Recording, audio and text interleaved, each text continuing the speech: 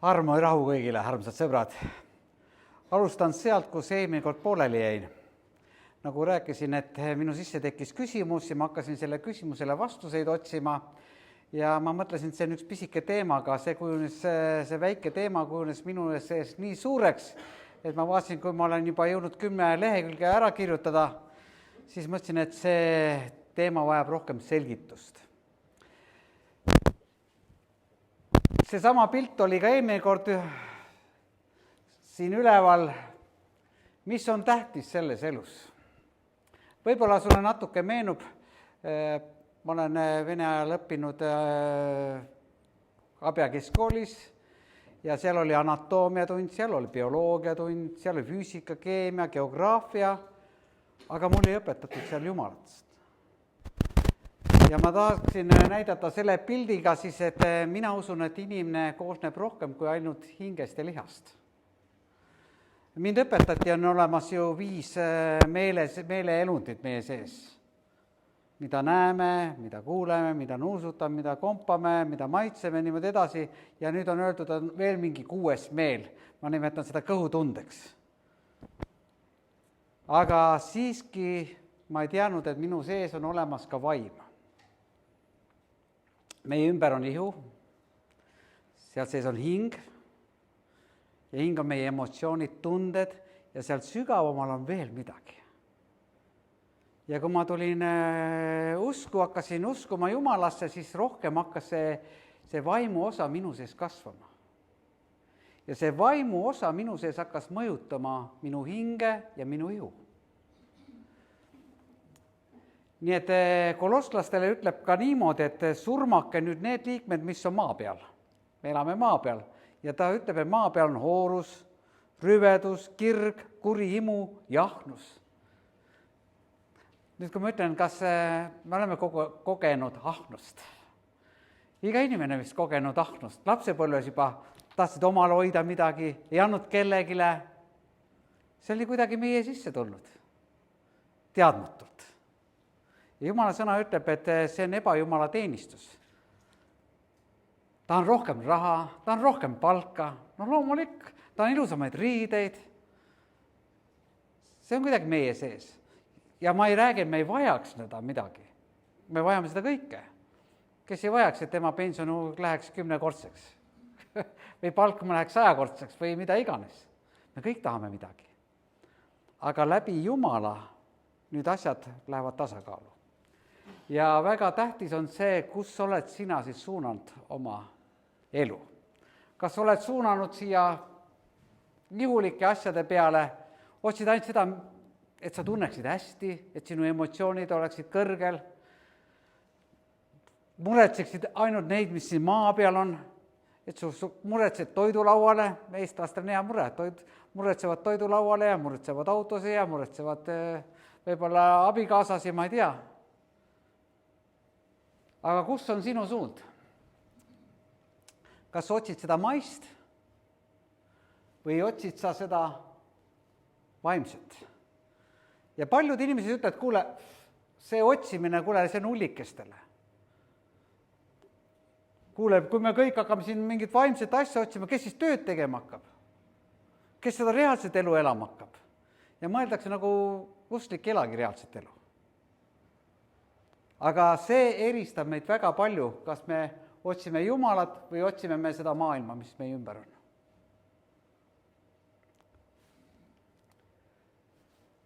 Jumala sõna ütleb armastada, see on see kõige põhilisem ja põhikäsk, ütleme, ja selle käsu peale on ehitatud terve Jumala sõna ehk Piibel ülesse.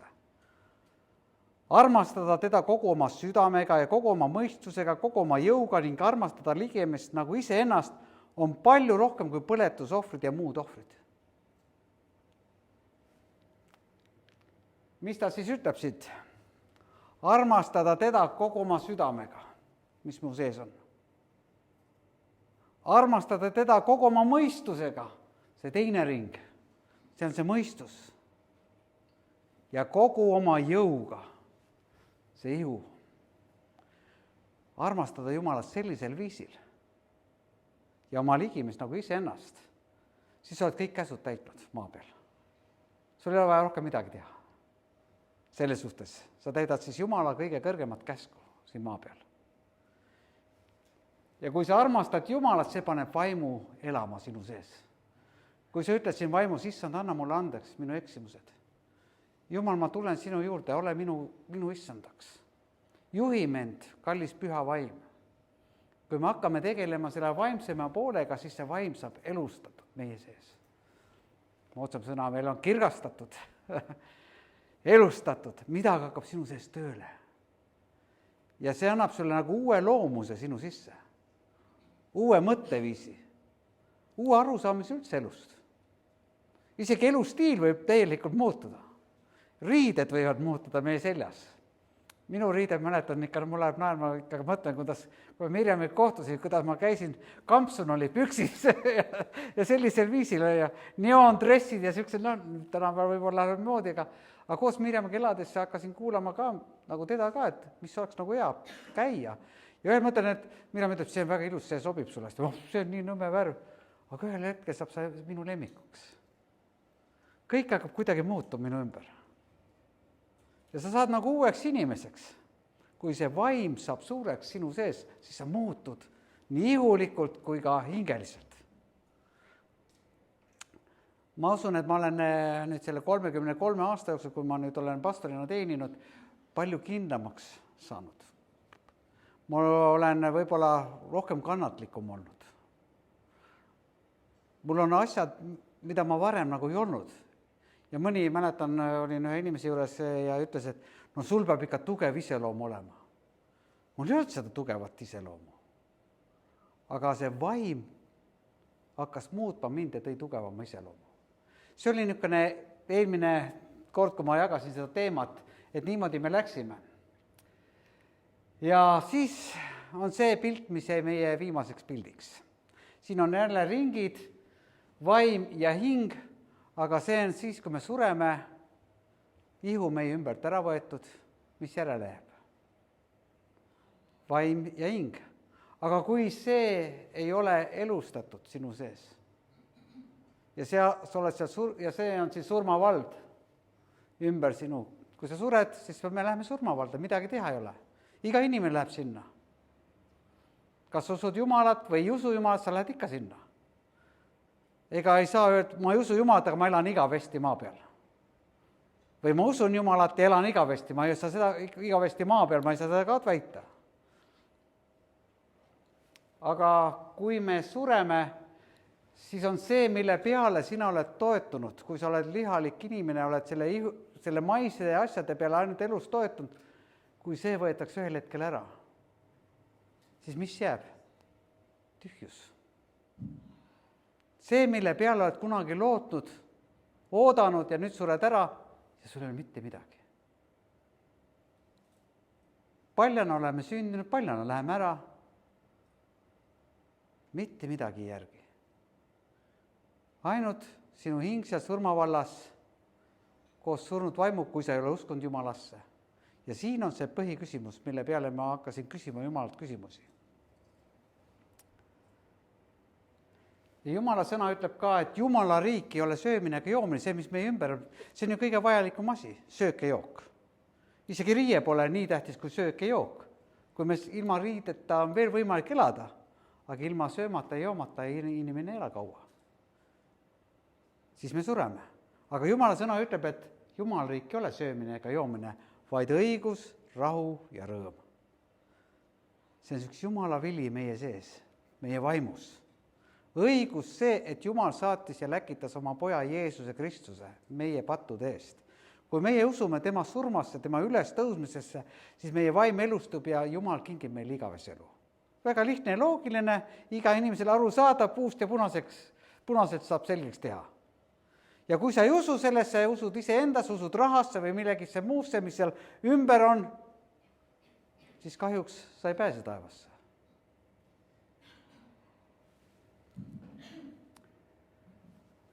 Kristlased ootavad siis Kristuse taas tulemist. Ja ma olen Mirjamiga seda rääkinud, ma olen piiskoppidega seda rääkinud, ma olen erinevatel konfessioonijuhtidega rääkinud ja ma olen teinud nüüd selgeks oma jaoks, mida mina usun. inimesed usuvad paljusid asju, ma toon need pärast välja, mida erinevad konfessioonid usuvad sellest. Ja ma lähen täna siis teiega koos surmavalda. Aga mitte reaalses mõttes, aga et selgeks, ja sa võid samuti, ega ma ei pane sulle peale kohustust, et sa pead täpselt niimoodi uskuma. Aga ma tahtsin enda jaoks midagi selgeks teha. Mis minust saab, kui ma suren? Viimses reliikias oli Agnese küsimus, mis meist saab, Gabriel? Mis meist saab? See on üks huvitav küsimus, aga inimesed ei ole tihti peale sellele mõelnud, mis meist saab. Isegi surma peale mõtleme alles siis, kui keegi lähedane surnud ja oleme haual ja siis mõtleme ka igaviku peale natukene, aga sellega tihti tavainimese nagu mõte lõpeb ka. Peielauas unustatakse asjad kõik ära ja tegelikult ma ei mäleta üldse oma esivanemate 4. või 3. põlve. Ma ei mäleta oma vanaisa, ma mäletan vanaisa vanaemasi, aga ma ei mäleta vanaisasi. Ja ühe hetke ka mälestused kaovad meist. Aga mis jääb, see on väga tähtis. Ja nüüd ma tulen sellise tabeli juurde, ma loodan, ma püüan sulle seda selgitada. Kui sa ei saa kõigest aru, ei ole hullu, me saame pärast hiljem ka kohvilauas sellest rääkinud, tekivad erinevad diskussioonid võib-olla, aga ma panen nüüd ühe niisuguse tabeli, mida ma oma vaimu silmas nüüd joonistasin, oma kunstiteos. Võib-olla see saab väga populaarseks, võid pilti teha, aga ma natuke seletan, mida mina isiklikult usun. Minu mainelu on väga lühikene. Öeldakse, igaviku kõrval on see nagu üks väike suits, mis siin maa peal on ja ühel hetkel teda pole. Nagu ma ütlesin, et meid praegu mäletatakse, aga juba 4. põlv, nad ei tea midagi palju meist. Mõned otsivad küll neid sugupuud, aga täpselt ikkagi ei teata enam midagi, mida kaugemal läheb, seda udusemaks asjad lähevad.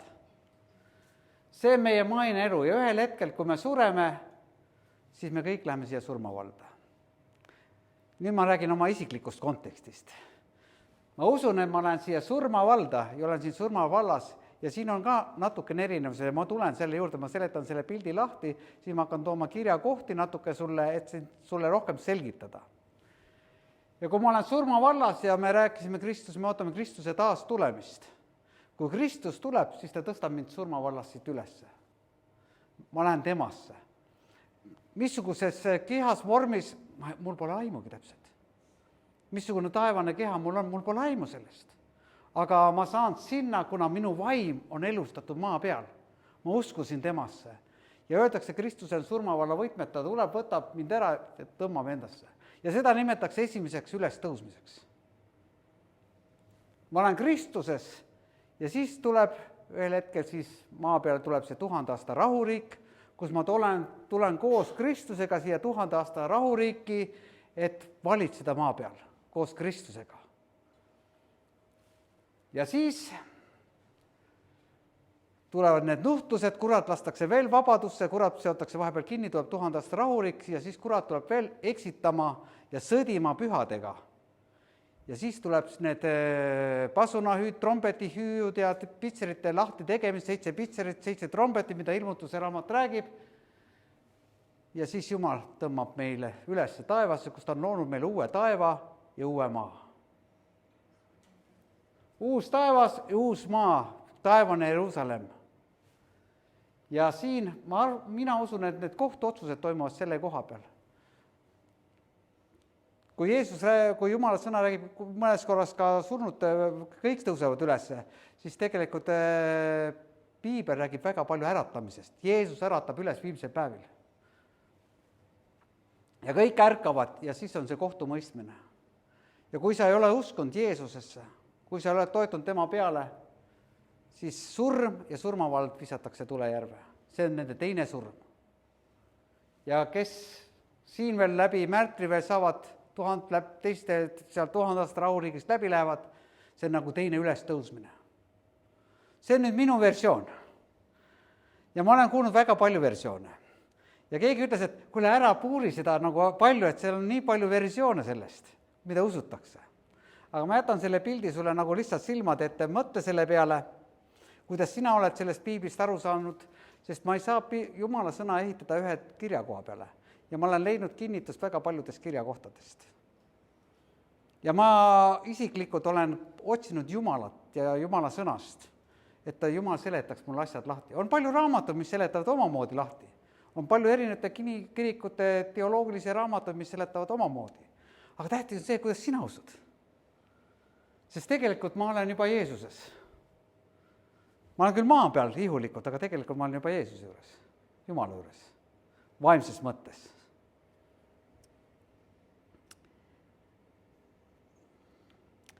Mulle minu autokooli õpetaja armastas kogu aeg öelda, et autojuhi eksam tuleb karm, aga õiglane. Ja elu on ka vahepeal karm, aga õiglane.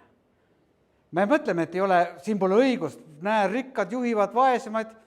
See maailmas kogu aeg toimub see asi, see on läbi sajandite, aga õigus ei tule mitte sellest rikkusest, vaesusest, õigus tuleb usust Jeesus Kristusesse. Ja kui ma panen usu tema peale, Jumala sõna tõotab, mul ei ole milleski puudus.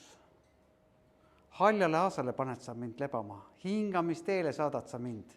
Sa katad mu laua rasvaste roogadega minu vastase silmade all. Õigus, siin on, kui ma otsin Jumala õigus, siis ma kogen, siin on õigus. See on õige maailm, Jumal on teinud selle päästeplaani iga inimese jaoks nii lihtsaks, et see vaim elustuks inimese sees. Seal ei ole midagi keerulist. Ja usku ma ei saa kellegi, kas nüüd sinul on vähem usku kui minul või minul on vähem usku kui sinul, me ei saa seda mõõta, mingit ju kraadiklaasi ei ole, et paned alla vaatama, palju sinu usk on ja palju minu usk on. Usk on iga ühele antud. Usu mõõt on küll erinev, aga iga ühe sees on usk.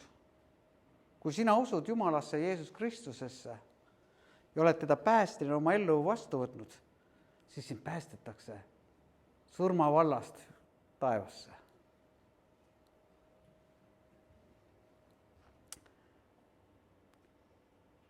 Nii et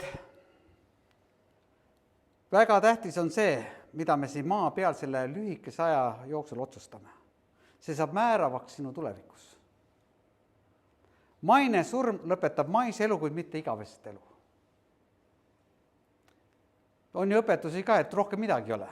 Kui see maine oled surnud, siis oled surnud ja kogu lugu. Kõik. Aga mõelge, kui su elu on nii hapu ja mis ma siis elan siis seda haput elu veel? Igas inimesel on midagi ikka mingi asi sees, et võib-olla midagi enamat siin. Miski toiab sind kinni veel. Midagi peab siin olema. Ja inimesed väga tihti teadmatult otsivad sealt väljast poolt seda tühjust. Et seal peaks kosmoses midagi olema, võib-olla sealt ja otsitakse nagu seda kohta, aga ei otsita enda seest, kus Jumala vaim on. Jumala vaim ei taha olla seal õljuda kuskil, Jumala vaim tahab täna olla meie sees, meie südames. Kus ta täpsemalt on, me kujutame, et ta on siin südames ja hing on siin mõistuses, aga kus ta täpselt on, keegi ütleb neerudes, kus öeldakse, Jumala vaim on kõik jälle. Nii et maine surm lõpetab maiselu, kuid mitte igavest elu. Vaim on igavene ja jääb kestma igaveseks. Ainult oleneb, kus paigas. Kas elada igavesti taevas või põleda igavesti põrgus. Ja selleks on Jumal andnud meile vaba valiku ja vaba tahte. Kui Jumal ei oleks nüüd seda andnud vaba valiku, siis me oleksime robotid. Siis nagu siis me hakkaksime kohe juba, kuule, sa käsid, Jumal ei käsi midagi. Me ei ela täna käsu all, me elame täna armu all. Ja see on ka suur vahe. Ja mõni ütleb, et see on nii labane usk, ainult usud ja saab päästetud. Ikka peab midagi tegema, midagi ei ole. Arm on nagu kingitusena antud teile. Jumala arm on kingitus. Ja sa ei pea selleks väikse poisile anda nüüd üks kommik ja ta äkka küsib, mis see maksab, onu? Oota, ma otsin rahakoti, mis see maksab? See on kingitus talle. Ja ta sööb selle ära, ma ei saa nõuda teda tagasi ka, ta on söönud selle. Arm on kingitus. Ja see arm peegeldab Jumala armastust meie vastu. Ja tema soov on tegelikult kõik pääseksid taevasse. Mõni ütleb, et miks seda nagu ei ole veel tulnud, miks Jumal soovib, et kogu inimkond tegelikult saaks saaks kogeda armu.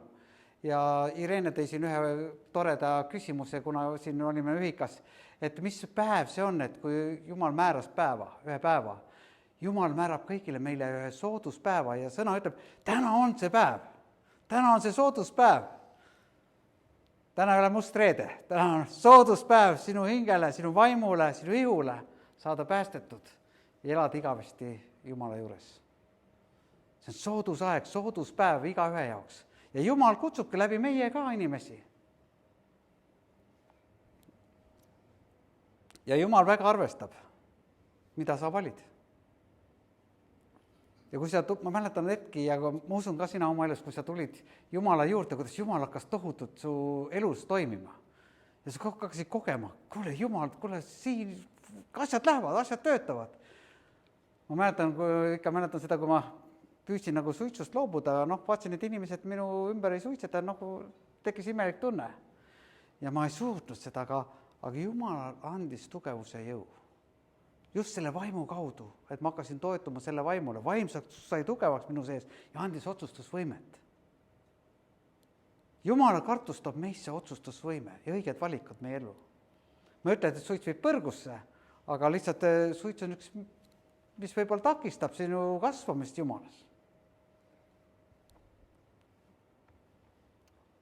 Sest põrguse viib ainult patt, uskmatus Jumala vastu. Ülejäänud on asjad, mis võib-olla sa võid pookida haigusi külge, mida iganes. Teed asju, Jumal soovib, ära tee seda, sest võib-olla ei ole hea pärast sulle. Vargal ütleb, ära varasta, tee oma kätega tööd. Ta annab väga lihtsalt sellised elemente tegelikult Jumala sõna meile. Ja seal ei ole midagi keerulist. Väga tähtis, mida sa vaatad, mida sa kuuled. Ja see ei sõltu Jumalast, eks ole. See sõltub sinust endast. Nii et me ei ole maa peal robotid. Meil on vaba valik, otsustusvõime, mida sa otsustad, mida sa valid, see on sulle antud. Jumal ei määra meie saatus, meie määrame ise oma saatuse. Selles suhtes on suur ikka privileeg meil. Kas olla taevas või mitte olla, see on meie valik. Ja kui keegi ütleb, et ma ei näe Jumalat, ega siis mitte nägemine ei tee Jumalat tühjaks. Ja see on huvitav, et Jumalas on meil ainult 2 valikut. Kas olla temaga või mitte olla temaga. See ei ole nagu valimine, poliitiline partei ja niisugused erinevad kandidaadid ja et sul on väga raske valida, ei tea, kelle vahel valida ja seal on väga palju niisuguseid ebaõnnestumisi, et sa valid küll selle, aga seal juhtub mingisugune jälle koalitsioonid, opositsioonid ja seal jälle minu valitav jälle ei too seda, mida ma ootasin. Väga keeruline lugu on see poliitika. Poliitika on tegelikult väga keeruline asi. See peab olema ülitark vist või ülirumal. Ma ei oskagi öelda, mis oleks parem. Aga Jumal juures on meil 2 valikut ainult. Kas olla või mitte olla, nagu Hamlet ütles.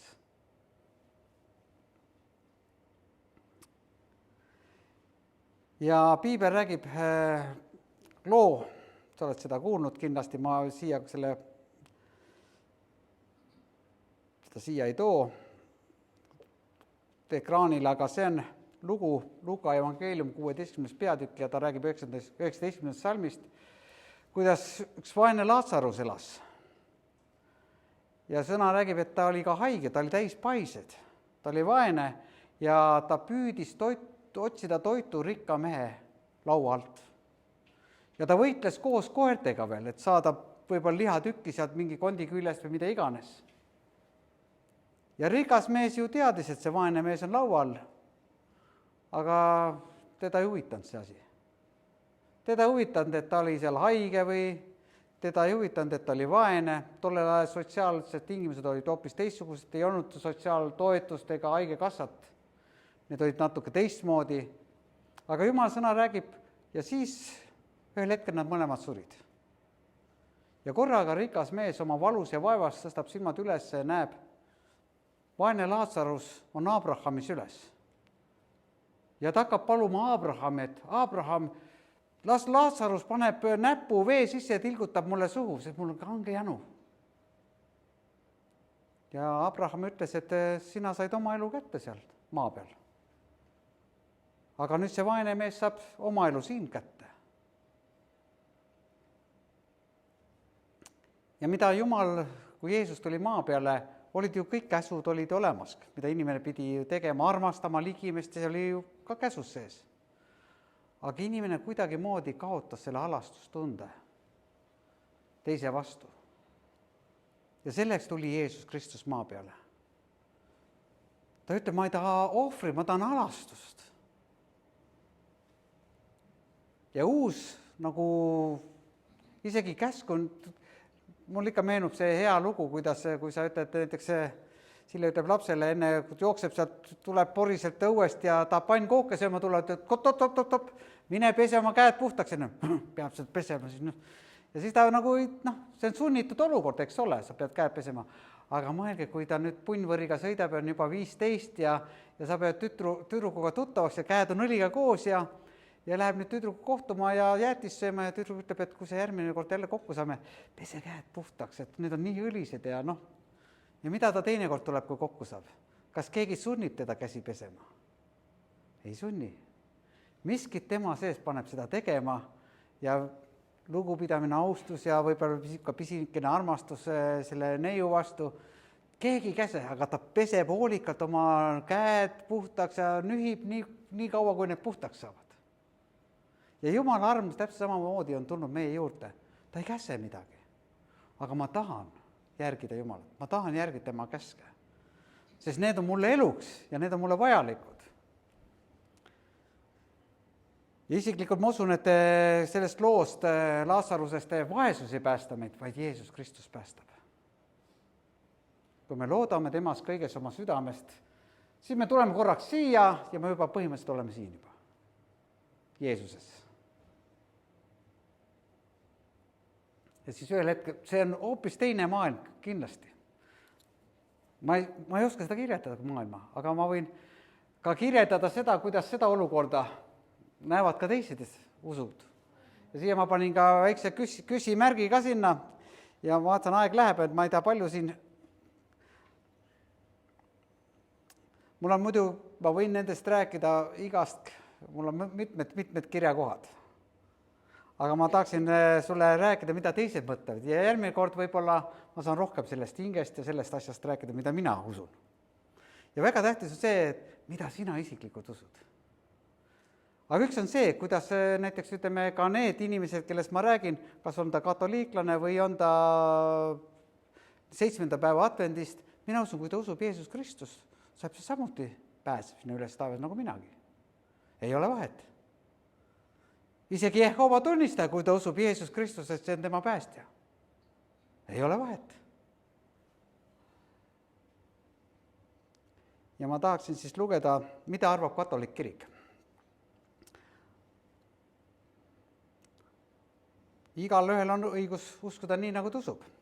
Katoliku kiriku õpetuse kohaselt võib surma läbi kehast lahkuda hing jõuda ka taevasse, purgatooriumisse. Purgatoorium siis tähendab siis puhastuskoht või puhastustuli. Puhastustuli ehk purgatoorium tähendab katoliikluse järgi mööduvaid piinu, mis ootab mõõdukalt patuseid pärast surma, enne kui nad pääsevad paradiisi. Puhastustule ehk purgatooriumi mõiste kerkis siis 1200 aastat peale Kristust ja sai kinnitatud ametlikuks doktriiniks 13. sajandil. Puhastustuld kujutati sarnasena põrguga, kus inimesed piinevad tules, kuid neid on seal lohutamas ja päästmas inglid. Puhastustules veedetud aeg sõltus inimese maapealsetest tegudest. Seda sai lühendada heade tegude, annetuste, patukustutuskirjade, palverändude ja palvete kaudu. Maapealsesse ellu jäänud said aidata lahkunud puhastustuld kiiremini läbida, tellides eestpalveid hinge missasid. Armuseisundis surnud usklike hinge, kes ei vaja täiendavat puhastamist, võetakse ta vastu taevasse, kus nad elavad koos Kristusega igavesti ja näevad Jumalat palgest palgesse. Seal moodustavad nad taevase kiriku ja kostavad koos Neitsi Maarja, inglite ja pühakutega maa peal elavate ja võitlevate kristlaste eest. Need, kes surevad küll Jumala sõpruses, kuid vajavad taeva õndsuses sisenemiseks veel puhastamist, lähevad purgatooriumis ehk puhastustulle. Seal viibides on nad siiski kindlad oma pääsemises. Maisel teel käivad usklikud saavad neid aidata, palvetades nende eest või tuues missa ohvrit. Puhastustules olevat hingi saab aidata ka almuste, indukeltside ja meeleparandustegudega. Ja need, kes vabatahtlikud surmapatus surevad, lähevad igavesse hukatusse ehk põrgusse, mille suurim kannatus on igavene lahusolek Jumalast. Jumal tahab kõiki päästa, kuid samas austab ta inimese otsuseid ja valikuid nõnda, et inimene see, kes ise vabal tahtel loobub osadusest Jumalaga, kui jääb surmatunnini püsima surmapatu seisundisse ja keeldub Jumala halastavast armastusest.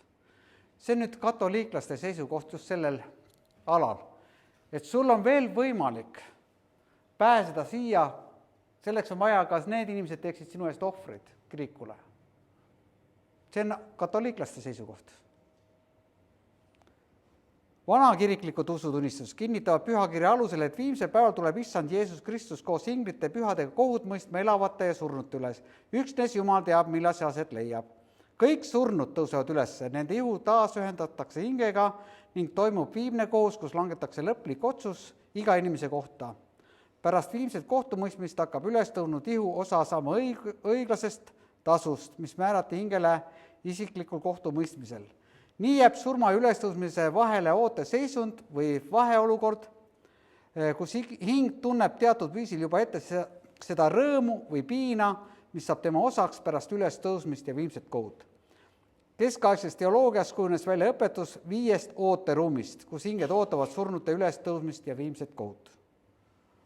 Tavalist kristlast, kes maise eluajal ei jõudnud nõutud täiuseni, ootas kõige tõenäolisemalt ees puhastustuli. Puhastamist peeti väga piinarikkaks, mistõttu tundub puhastustuli sarnanevat põrguga. Lihtsalt selle erinevusega, et põrg on lõplik karistuspaik, kus pole enam pääsu. Kuigi pühakiri ei sisalda korraldusi või juhiseid surnute eest palvetamiseks, juurdus kirikus juba üsna varakult veendumisest usust lakkunud kristlaste eest on kohane palvetada ja tuua missa ohvrit. Tuginedes õpetusele Kristuse ja pühakute ülemäärasest teenetest, võttis keskaegne ladina kirik kasutusele indukeltsid. Need on need pastu kustutamiskirjad, kus sa maksad raha kellegi eest, et tema patud kustutakse. Mina isiklikult sellesse ei usu, sest piibel ei ole rääkinud minule sellest. Jumala vaim ei ole mulle sellest rääkinud. Inimene võis testamendiga määrata osa oma varandusest vikaarile, mis seisnes selles, et tema hinge eest luges vikaar teatud sagedusega missat. Jälle ma ei tea, et see tähendab seda, et keegi peaks pärandama mulle oma isikliku vara, et siis pääseda taevasse. Ma ei usu hästi seda. Aga see on iga kirikul on vaba valik.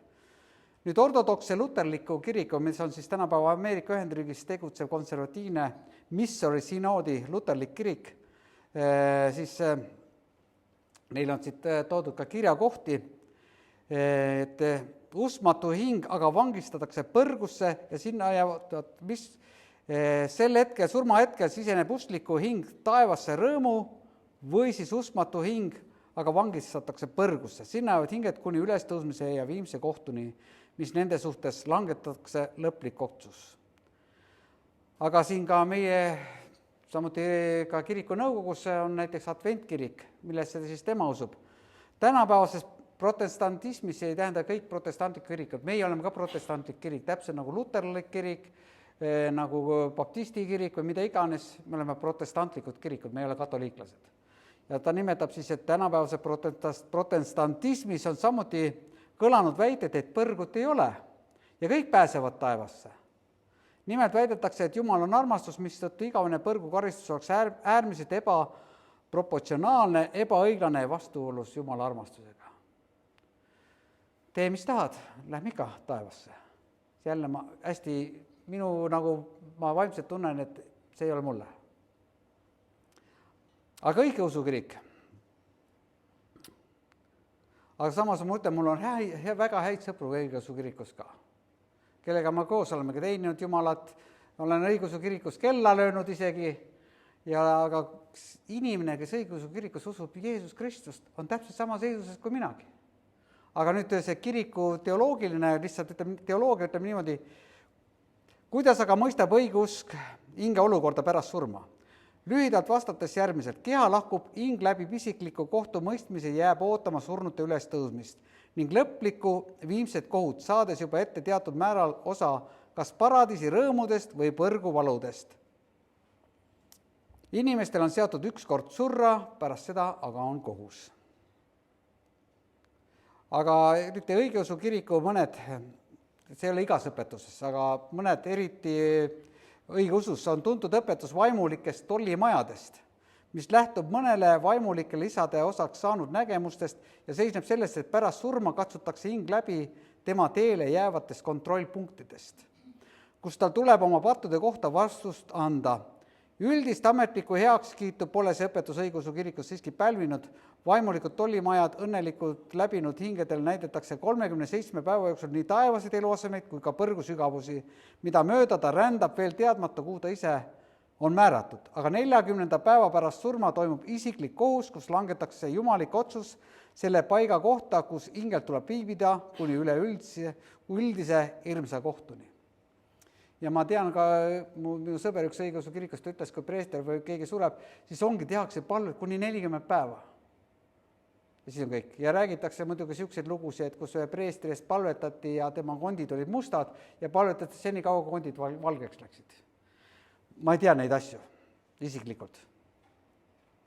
Aga siiski mina usun, et nii nagu väga palju sarnaseid jooni kulgevad siin läbi, nagu öeldes, ükskord me elame ja ükskord me sureme.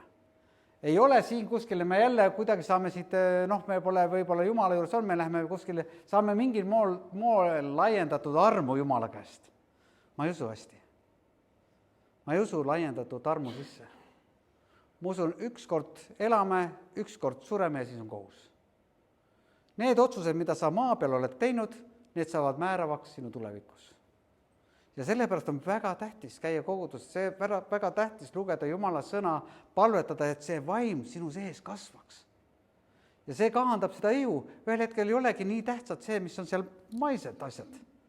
Sest sa oled varustatud juba. Ja sellepärast ma ütlen tõesti, kui tütar küsis, mida sa isadepäevaks tahad, väga raske küsimus, mul on kõik olemas. Jumal on varustanud mind kõigega, mida ma eluks vajan. Nii et see minu isiklik. Ma ei nõua seda, et keegi peab täpselt niimoodi uskuma. Ühte, mida ma nõuan, uskuge Jeesuse Kristuse nimesse, tema surmasse üles tõusmise. See on väga tähtis. Aga isiklikult, kui ma otsisin küsimus sellele, mis saab minuga, siis ma jätan selle tabeli, mis ma olen joonistanud hommikutundidel Jumala ees, jätan oma südamesse. Ma suren, olen surmavallas, Kristus esimene ülestõusmine, ma lähen taevasse. Ja valitsen koos temaga 1000 aastas rahuriigis, kuni tehakse lõplik otsus ja surm ja surmavald visatakse põrgusse ja ma jään issandaga taevasesse Jeruusalemma elu igaveseks ajaks. Elu igaveseks ajaks. Ja see ei olnud, kas ma olen hea inimene või olen hea oma teguded, see ei ole määrav, vaid määrav on see, kas ma usun Jeesus Kristusesse, tema surmasse, tema üles tõusmisesse. Ja loomulikult, kui sa oled kristlane ja tead seda põhireeglit armastada issandat kõige oma südamega, kõige oma mõistusega, kõige oma jõuga ja oma ligimest nagu iseennast, siis selles on kogu piibel. Selles tekstis on kogu piibel. Ja piibel on terviklik ja ma tean, on palju kirjakohti, mis võib-olla räägivad ühte või teist asja. Mõned ristivad surnute eest. Ka piiblis on üks kirjakoht, kus räägib sellest. Aga ma ei saa võtta seda tõena pähe, sest seal on ainult üks kirjakoht. Kui sa tahad mingit õpetuslikku alust oma seisukohta, siis peab olema 3 või enam kirjakohta, mis selgitavad seda. Ja surmavallast räägib piibel 32 korda. 2 korda räägib ka kadupaigas koos surmaga. See surmavald on selge ja aamen, sellesse ma usun. Ja ma usun ka sellesse, ma lähen koos Kristusega taevasse, sest ma olen uskunud temasse, tema nunastusse. ja selleks Jumal läkitas oma poja. Selleks, et me pääseksime tema riiki. Ja Jumal tahab, et kõik saaksid seda kogeda. Ja evangeelium on ju rõõmusõnum sellest samast, et kõik pääseksid taevariiki. Nii et kui sina oled selle hea asja tabanud, selgeks teinud omale, kui hea on jagada teistega seda. Mis siis saab, mis saab? Mina isiklikult tean, mis saab. Kas sina tead? Ja sul on muidugi pärast lauas, kui jäävad asjad segaseks, me võime küsida, arutleda, selleks on ka meil meestekad, naistekad väiksemates gruppides, kus me saame veel jagada, rääkida, kui on kellelgi küsimusi. Ja see on niisugune tore diskussioon, kus me otsime seda tõde Jumala eest. Aga hea on teada Jumala sõna. Hea on ka kogeda, mitte ainult teada, vaid ka kogeda. Kui oleks see ainult teadmine minu sees, siis ma arvan, ma ei oleks kaua usklik. Aga ma olen kogenud Jumalat. Ma ei ole näinud Jumalat, aga ma olen kogenud Jumalat. See on nagu, kuidas sa saad kogeda seda, mida ei näe. Aga ma lihtsalt kogen Jumalat. Aamen. Ja.